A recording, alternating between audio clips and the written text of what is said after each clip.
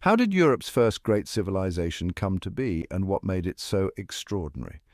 On the island of Crete, surrounded by the sparkling waters of the Mediterranean, the Minoans thrived.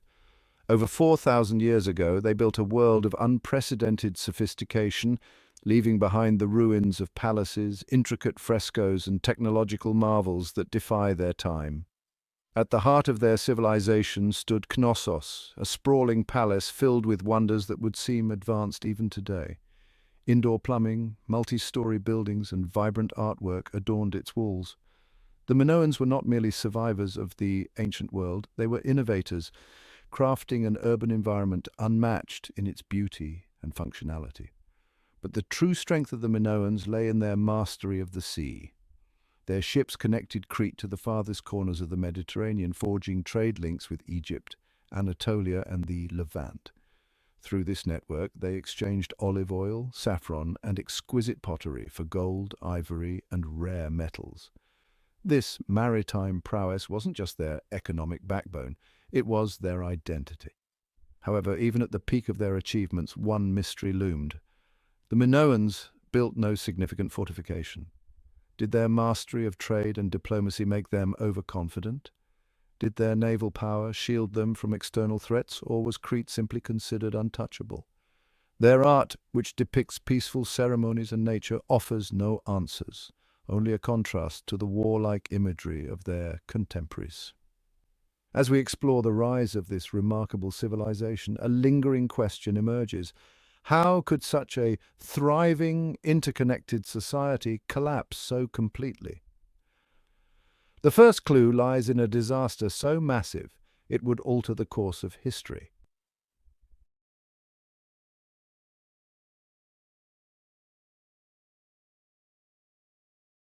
In the middle of the Aegean Sea lies the island of Santorini, once known as Thera, a place that would change history forever. Around 1600 BCE, one of the largest volcanic eruptions in human history erupted with devastating force. Imagine an explosion so powerful it spewed ash into the stratosphere, darkening skies for miles and triggering tsunamis that roared across the Mediterranean. For the Minoans, this was a catastrophe of unimaginable scale. The ashfall smothered crops, rendering fertile fields useless. Coastal settlements, crucial for trade, were obliterated by tsunamis. Evidence from the seafloor shows how these waves could have reached Crete's northern shores, striking the very ports that sustained their economy.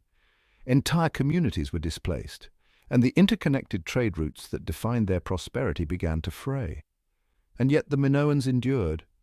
Archaeological evidence shows they rebuilt after the disaster. Palaces were restored and trade resumed, albeit at a diminished capacity. This resilience raises a profound question. If the Thera eruption wasn't the end, what was? How could a civilization so determined to rebuild still collapse within a few generations? The answer lies not just in the forces of nature, but in the vulnerabilities exposed by such a disaster. The eruption may have been the first blow, but it wasn't the last. To uncover the full story, we must look beyond nature's fury and examine the complexities of Minoan society itself.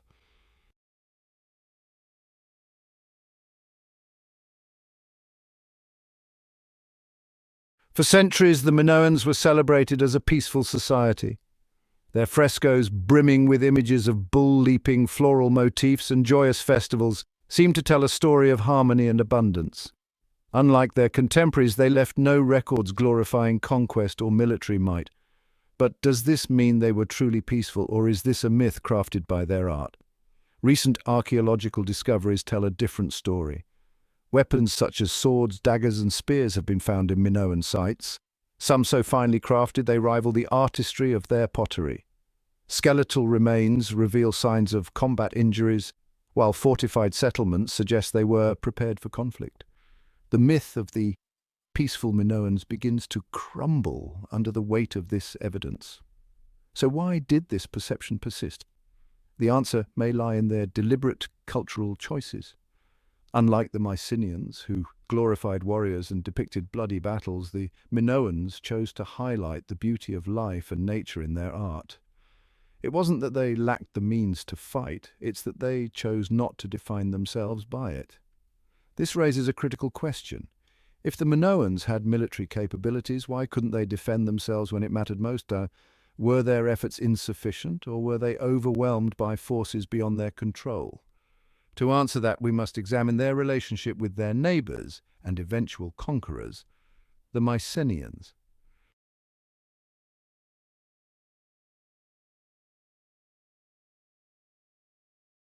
Before the Mycenaeans dominated Crete, they were not enemies but admirers of the Minoans.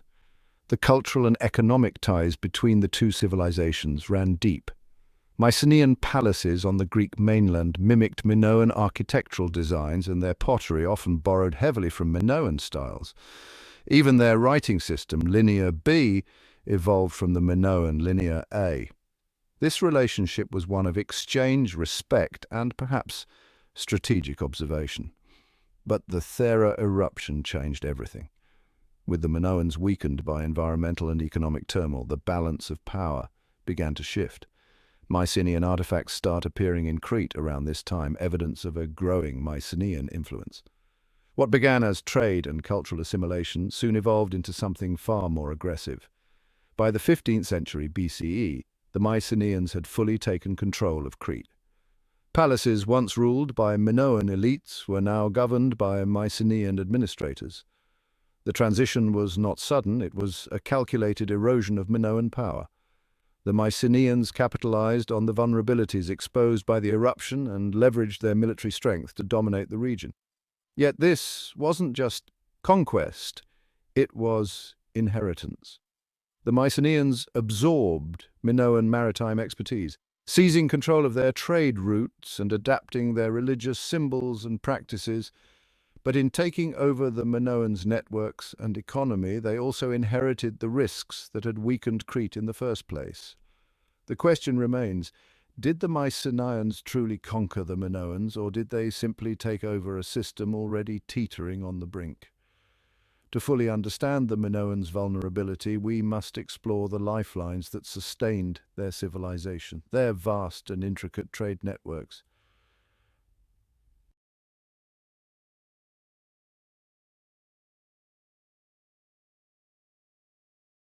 The Minoans' mastery of the seas was unparalleled in their time. Their ships carried goods across the Mediterranean, connecting Crete to Egypt, Anatolia, and the Levant. They traded saffron, olive oil, and pottery in exchange for gold, precious stones, and exotic materials. Trade wasn't just their lifeblood, it was their identity. But this very strength would also become their greatest weakness.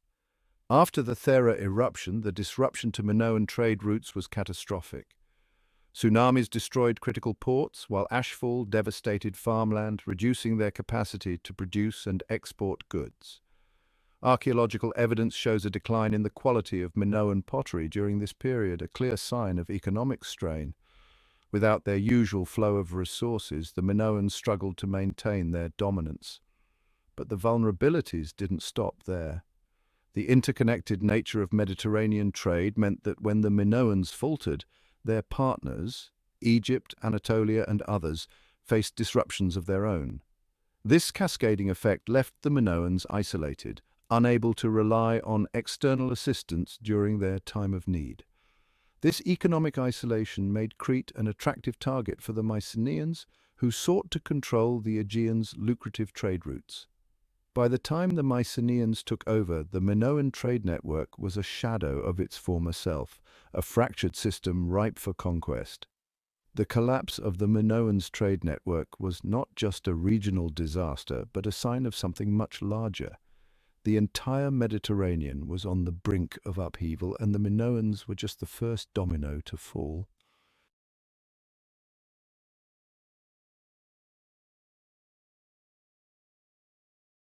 The Minoan collapse did not happen in isolation. Between 1200 and 1150 BCE, the eastern Mediterranean experienced one of the most dramatic periods of societal upheaval in history, the Late Bronze Age collapse. Across the region, mighty civilizations, the Hittites, Mycenaeans, and even the Egyptians, fell into disarray. Historians and archaeologists have identified several factors behind this collapse. Prolonged droughts led to widespread famine, while earthquakes and natural disasters added to the chaos. The enigmatic sea peoples launched waves of invasions, destabilizing entire regions. The interconnected trade networks that once brought prosperity now became liabilities, spreading disruptions from one civilization to the next. The Minoans, already weakened by the Thera eruption and economic decline, were especially vulnerable. Their reliance on trade and maritime connections tied them to a system that was crumbling under the weight of its own complexity. As the foundations of the ancient world gave way, Crete was swept up in the broader collapse. The Bronze Age collapse reshaped the Mediterranean, leaving behind a power vacuum that would take centuries to fill. For the Minoans, it marked the final chapter of their dominance. But even as their civilization fell, their influence persisted, woven into the cultures that rose in their place. To understand what came next, we must look at where the Minoans went, and how their legacy endured despite their decline.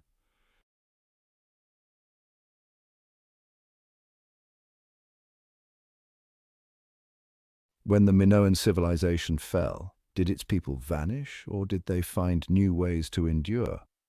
Archaeology and historical analysis suggest a far more complex story than outright disappearance. After the Mycenaean takeover of Crete, much of the Minoan population remained on the island. Evidence of cultural blending is abundant. Minoan symbols, artistic styles, and religious practices continued to appear in Mycenaean contexts. The Mycenaean script, Linear B, was a direct evolution of the Minoan Linear A, suggesting a degree of continuity. But while Minoan traditions were absorbed, their political power and identity faded under Mycenaean dominance.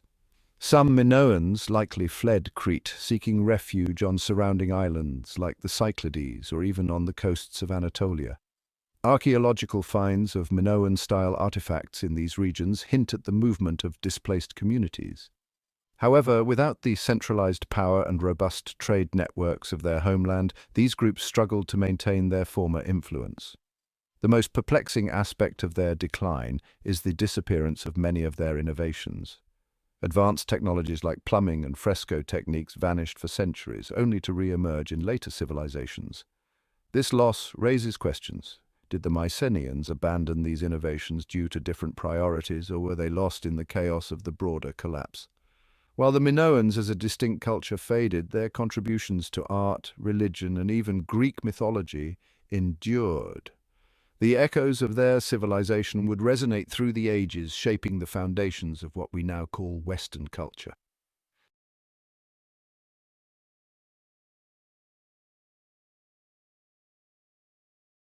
The fall of the Minoans created a power vacuum in the Aegean, and the Mycenaeans were quick to fill it.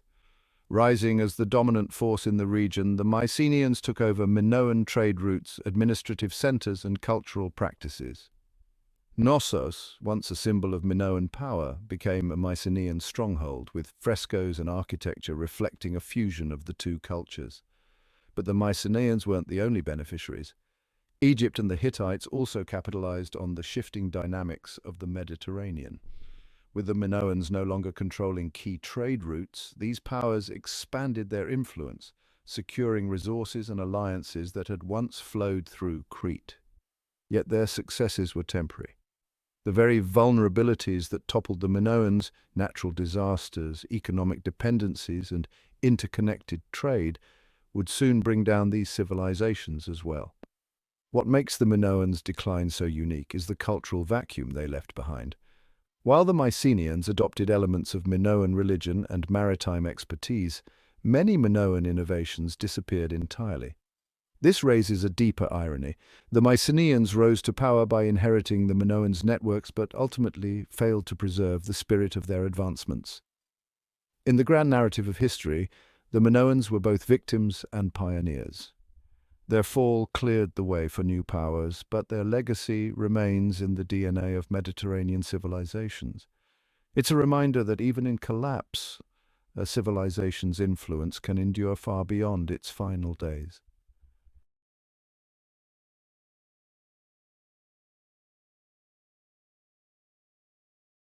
The story of the Minoans is one of brilliance, fragility, and mystery. From their extraordinary rise as Europe's first advanced civilization to their sudden and enigmatic decline, their journey offers profound lessons about the balance of power, the resilience of innovation, and the vulnerabilities of interconnected societies. The Thera eruption, while devastating, was just the first blow.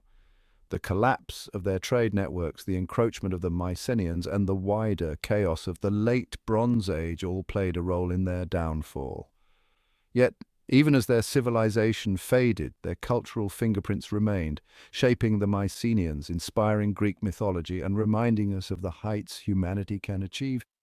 In their triumphs and their collapse, the Minoans leave us with a timeless question. How can a society so advanced and so connected endure the unpredictable forces of history? It's a question that resonates far beyond the ancient world, one that continues to challenge us today.